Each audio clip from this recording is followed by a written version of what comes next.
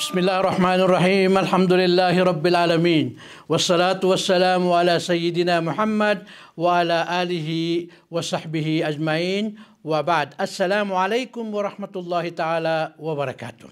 At lahat ng papuri at pagpapala at pagdakila, pasasalamat ay ukol lamang sa ating Panginoong Allah, at ang kapayapaan at pagpapala ni Allah ay mapasa kanyang huling propetang si Muhammad, sampu ng kanyang mga sahaba, mga pamilya, at sa lahat ng mga taong patuloy na tumatahak sa kanyang landas. Binabati po namin kayo mga kapatid sa Islam ng pagbating Islam na walang iba kundi ang kapayapaan at pagpapala ni Allah ay mapasa inyong lahat.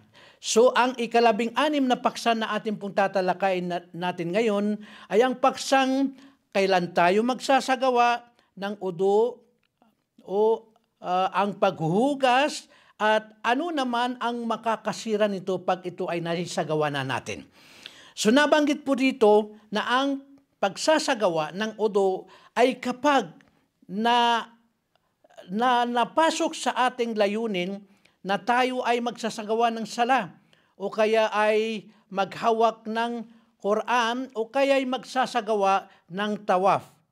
Dito po ay kailangan na magsagawa ng ang udu. At pag tayo ay nakapagsagawa na ng udu, ano naman ang mga bagay na nakakasira nito na kung saan kapag ito ay nagawa o nangyari ay kailangan po natin ulitin ang pagsasagawa ng udu. Una, ang paglabas ng dumi at paglabas ng ihi o ang dugo.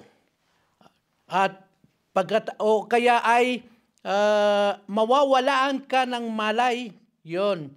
At kung ikaw ay makakain ng karning kamilyo, ito ay makakasira sa ating mga udu. O kaya ay may lumalabas na hangin mula sa iyong puwit ay kailangan din magsasagawa ng udu dahil nasira na ang iyong udu. So yun po mga kapatid ang paksa na ating pong natalakay at inshallah aabangan ang susunod na paksa na ating pong tatalakayin.